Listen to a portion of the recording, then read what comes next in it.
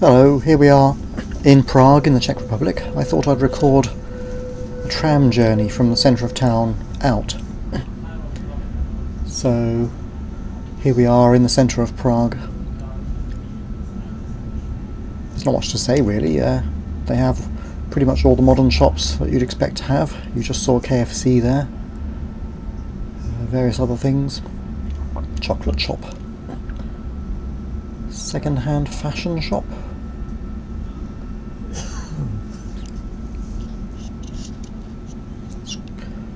Scruffy cars and the usual, really.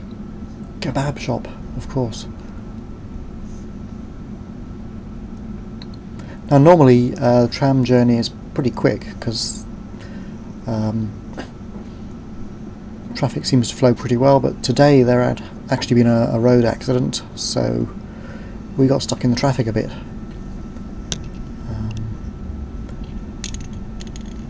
So I've clipped the video a bit where we're hanging around, but we're basically on the move again now. I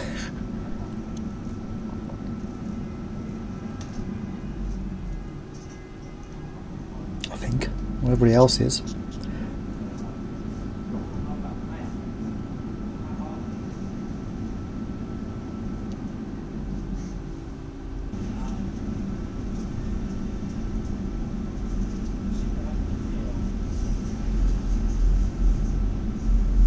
Here is where it happened. You can't see anything, but except police questioning people, of course.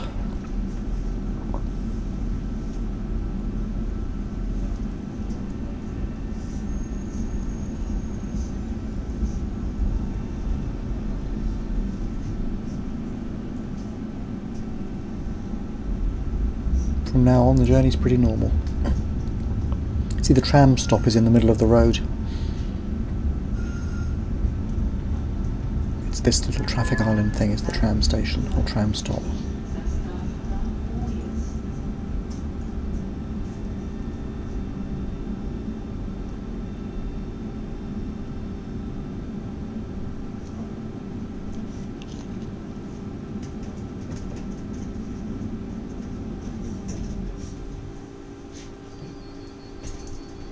The inside of the tram, lots of room for standing, and the sign up there shows where we are or where we're going.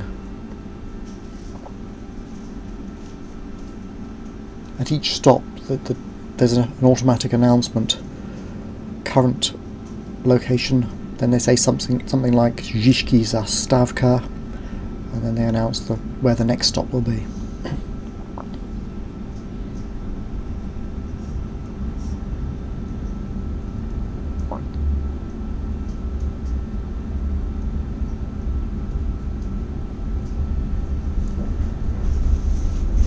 About to cross the river Vltava. There's some vices on the hill there, and that's the Charles Bridge across the way, and we're on the not so famous some other bridge.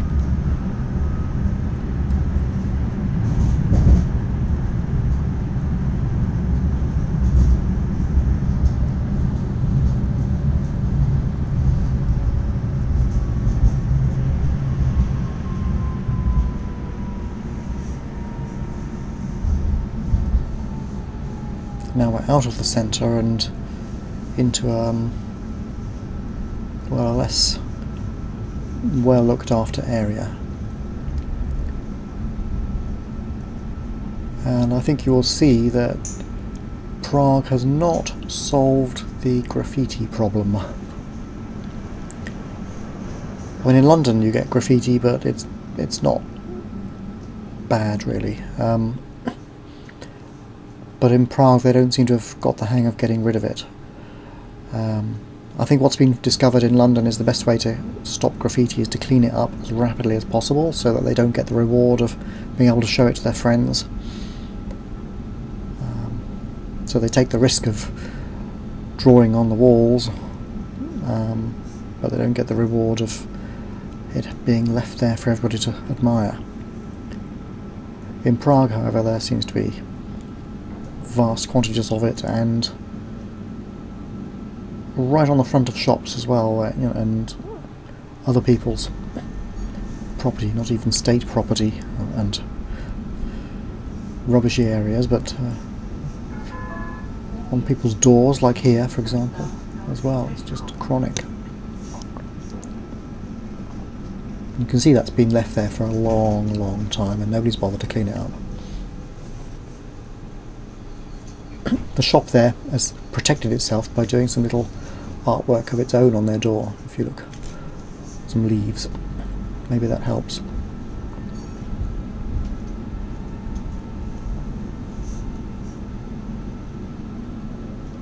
We didn't see loads of disaffected youths hanging around or anything, but then maybe they come out at night. I don't know. That building, by the way, has 2 numbers on it, 16 and 534, I think it is. We figured out that 16 is the number of the building, but I don't know what the second number is. Every building has these 2 numbers, or one number designating its place on the street, like number 16, and another number, which is usually much bigger. Maybe it's its place in the postcode system or something. I don't know.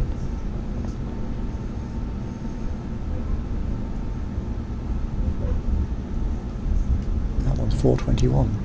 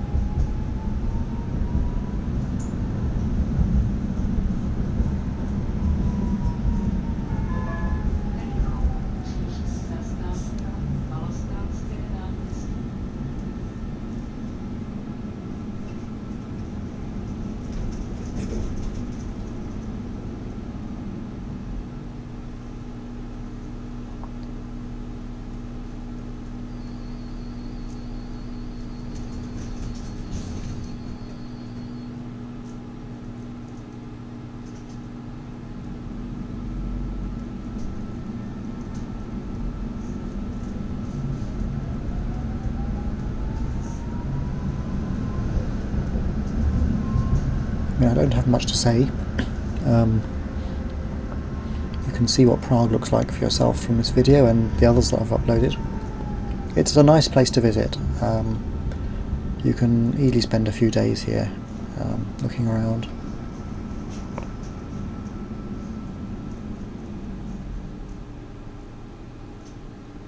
And visiting the zillion posh restaurants and whatnot that they've got. Well, that's a little church with some wooden statues outside. Interesting.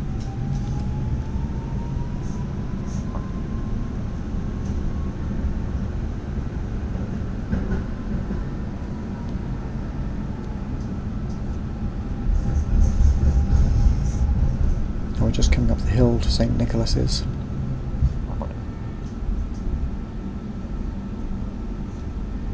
A gang of tourists, I suppose. Charles Bridge is down that road just there. There it is. King Charles, or Carl, was their most famous king. And they go on about him all the time, basically, there.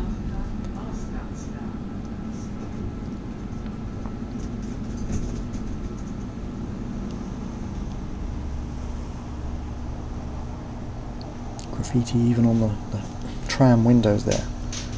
Scratch marks.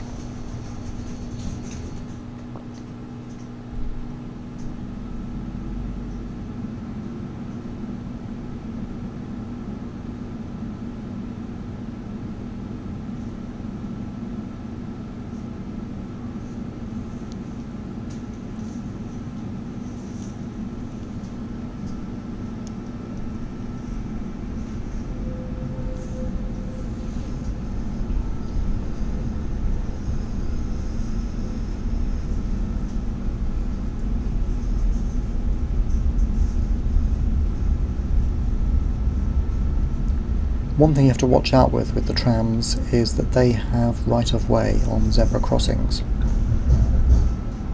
So if you're a pedestrian, you do have to let the trams pass.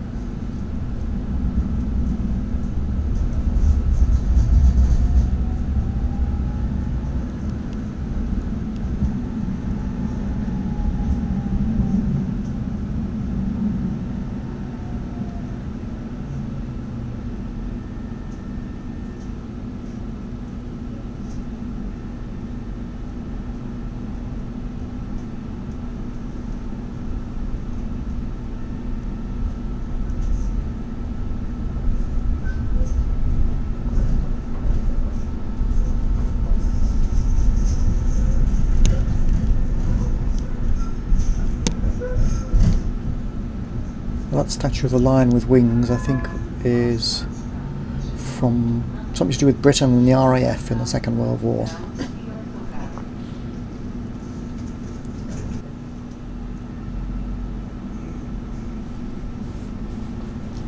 It's either from Britain or to Britain, as in thanks for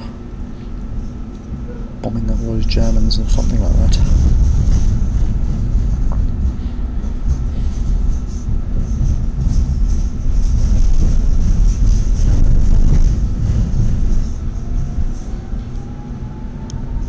Czech Geological Society.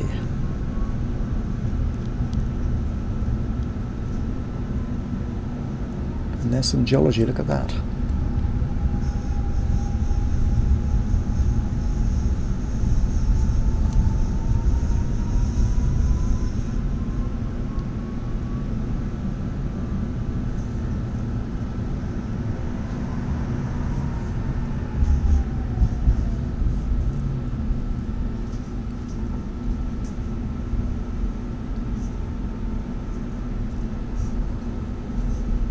Now they have quite a lot of these hairpin bend zigzag roads here because they have quite a lot of hills and it's not convenient if there's a lot of snow around and ice to go straight up a steep hill, so you have this sort of arrangement back and forth.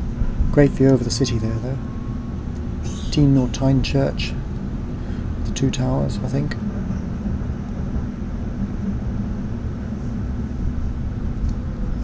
T-Y-N, but I think they pronounce it Tyn.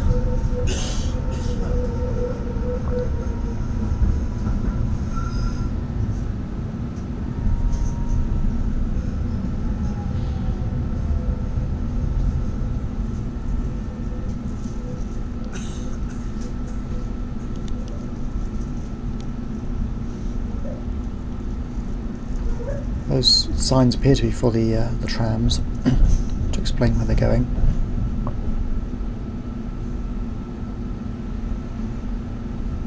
Or to tell them where to go, I don't know. I don't know if they've got much choice when the rails are bending this way and that after all.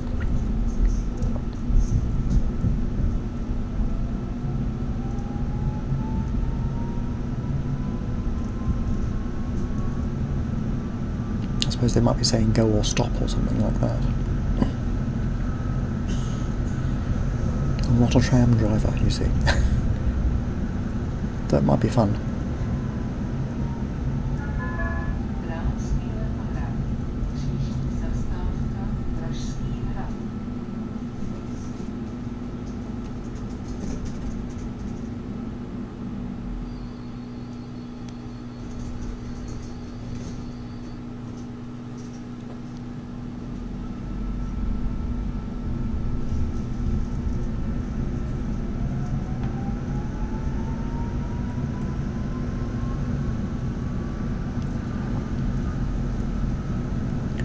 Lots of interesting buildings up here.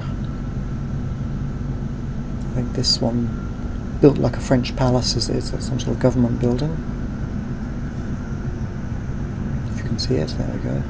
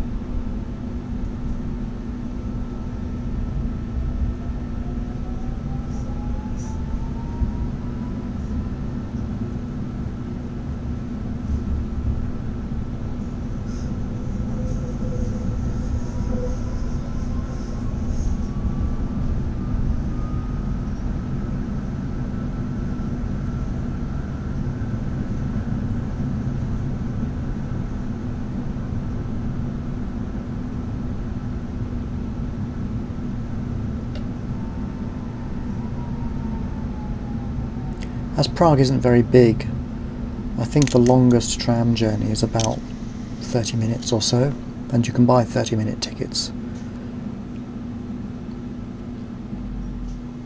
And And I think you can buy hour-long ones or 2 hours, 1 hour, and a whole day, and 3 days.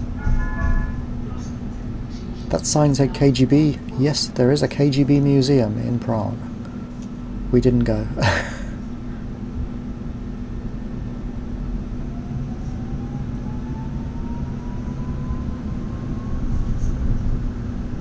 I'm sure it would be interesting, but we didn't go.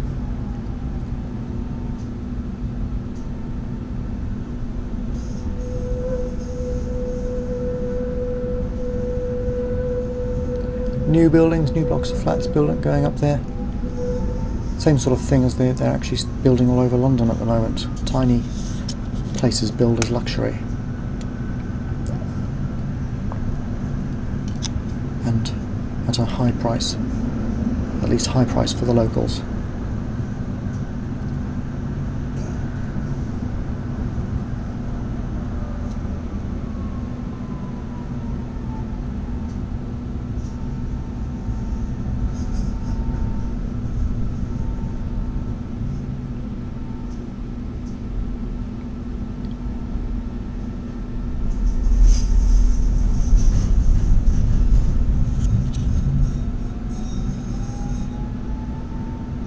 I don't remember for sure, but I think this was some sort of college, and you have statues out. So you have two. Well, it's one statue, I suppose, of Tycho Brahe and Johannes Kepler, the famous astronomers.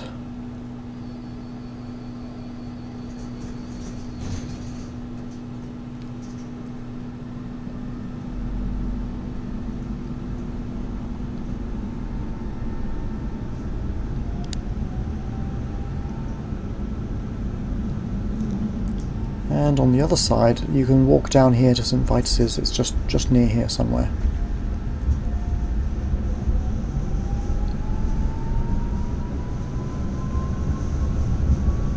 So we've just come up behind Prague Castle, basically.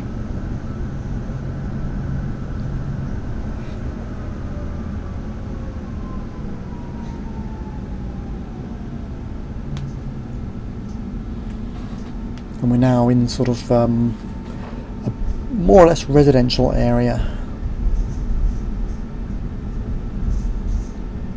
These are flats, basically. That is a bookshop. Kniek or something like that is book. And whereas in London bookshops have largely disappeared, they've been exterminated by Amazon, I suppose, basically. In the Czech Republic they're still all over the place, and you can actually buy physical books in shops.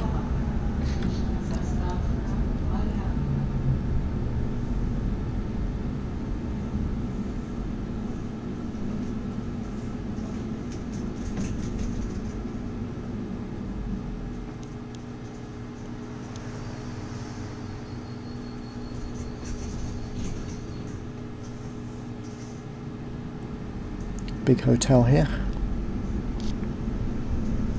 We're near the end of the journey now.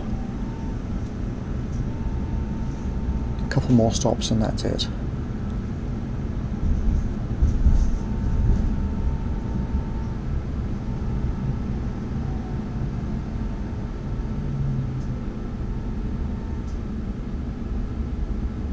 You see these big blocks of flats built in Soviet times.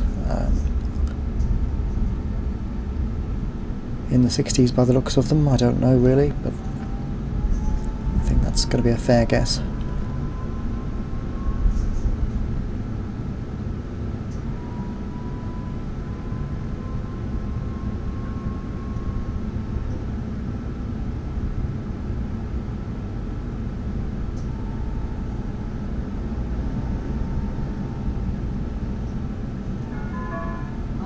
Whereas this perhaps is a little older.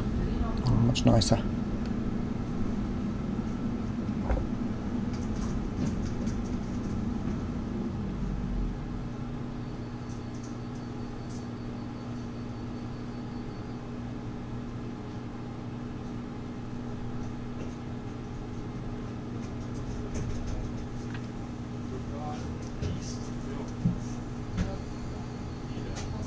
Nearly there, I think. The last stop coming up. which in this case is Drinopol. Drinopol.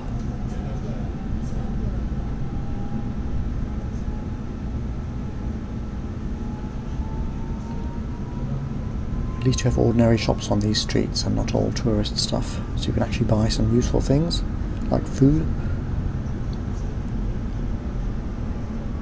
Well, okay, that's basically it, so bye for now.